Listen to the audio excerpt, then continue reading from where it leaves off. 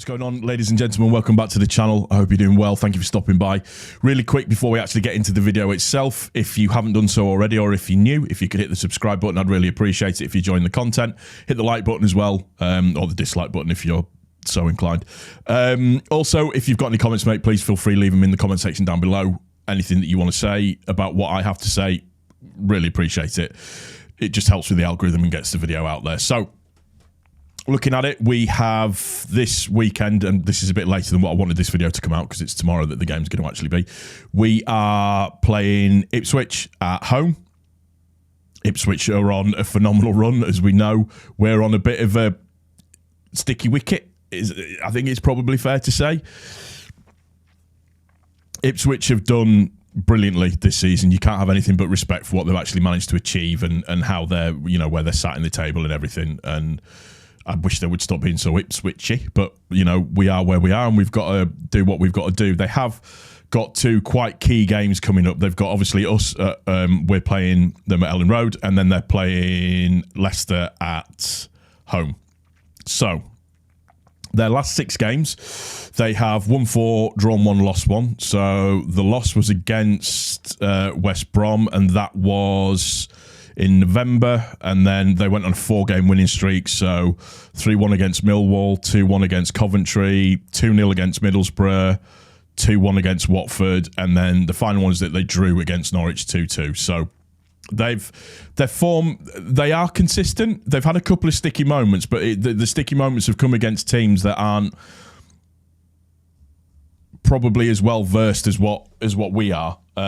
Would be if we go behind, or if we manage to put a team behind, or teams that are higher up the table, I should say, not necessarily us, because we haven't shown that in the last, few games in terms of how we played and stuff. But overall, in terms of strengths that they've got, so just listen, I'm using whoscored.com. So they're very good at finishing scoring chances. They attack down the wings, creative long shot opportunities, coming back from losing positions, as I've just mentioned, creating scoring chances, creating chances using through balls, attacking set pieces, defending set pieces, and aerial duels.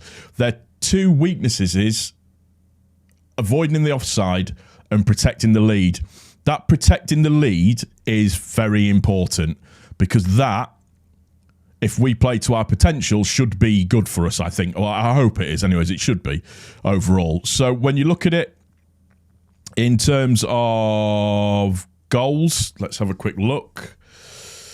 Broadhead and Chaplin, they're on 8 goals apiece. Hurst is on 6. Harness is on 4. And Burns is on 3. So there's a good mix across. Let me just have a look. Across their attacking line and substitutes that they bring on. So they've got an overall rating of 6.7 overall. So the stats sit at 16-1, drawn 4, lost 2. So they've only lost 2 games all season. So when you look at it in terms of their style of play and how they go about doing it, it's, where's that little button that I wanted to have a look at? Team statistics, that's the one. So here we go. So in terms of the way that they attack, they do like to use the wings, but they are very even on the sides that they use the wings. So 36% and 36% both on the left and on the right-hand side. This is overall both on the left and both on the right and a little bit through the middle. In terms of the action zones, it's even again. So 31% opposition half, 28% in the own third, and then 42% in the middle third. So they like a bit of a midfield battle. But when you look at it in terms of the way that they set up, which is very similar to how we set up, which is the 4-2-3-1 kind of formation, they do play very, very well in that system. So when we look at it in terms of where the shots come from, so direction, 71% of their shots come from the middle. So that tells you that, for me, akin with the wing play that they do, there's a lot of crosses that are going to come into the box, or a lot of through balls that are going to come into the box. And it's 15% on both sides for shots coming from the left-hand side or the right-hand side.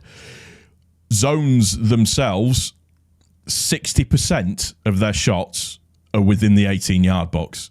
So for me, the idea is, for us as a team, for Leeds, is that we need to make sure that we have control of our 18-yard box within within the game. We need to defend it really, really well. I mean, that's the overall stat, but specifically when you look away, in terms of when they're playing away, it's exactly the same. They don't tend to deviate from what they actually like to do. So it's going to be a tough game. It's going to be a hard game, I think. I think overall we've had a bit of a sticky patch recently. We haven't played to our best, I don't think. Some of the players have looked a little bit leggy and a little bit tired. I feel like I'd like to see rotation, but it's not going to happen. It isn't going to happen in this one because Farke has a core of players that he really, really trusts. All right, they might not have gotten the results a couple of times over in the last couple of games. However, with that being said, I would love to see Nonto get a chance. I mean, ideally for me, Rutter's been a little bit ineffective is the wrong word because he assisted for Somerville's goal in the last game. I would like to see Pirro go up top, and I would really like to see Nonto come into the team with Somerville move to the middle to the number 10 role, just as a see what happens.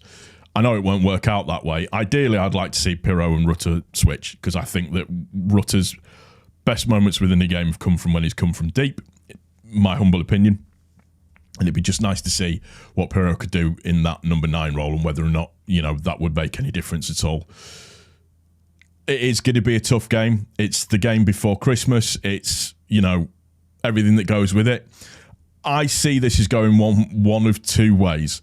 I think we will, and I've been wrong on every single prediction so far, I think that we will either get absolutely stomped out of the park. We just won't be able to handle them because the way that they attack and what they can bring off of the bench is good. And if we're tired, I think they will capitalise on that. Or it'll be exactly the same as the Leicester game and they will have the majority of the possession. It'll be very, very tight and we will get a goal and we will win the game literally by 1-0. That's the only two scenarios that I can see it going. I can see us defending really well and playing really well and limiting them, but nicking a really, really tight 1-0 win. That's just, I don't know why I just feel that way. That's just because of how everything's gone so far in the past and how the games have gone so far. It's just how I see it going, I think, overall. So that's pretty much going to do it for this one. Short and sweet. I just wanted to give a little bit of statistical information with regards to Ipswich. And fingers crossed, please, please, please, for once over a Christmas period, can we just have a nice Christmas period? That's all that I asked for. Again, if you're not subscribed to the channel, please hit the subscribe button. If you've liked the video, please hit like. If you agree with, disagree, or want to say anything about anything that I've said, please put it in the comment section down below. And yeah, that's it. Merry Christmas and all that good stuff to you and yours. And we'll see you soon. Take care.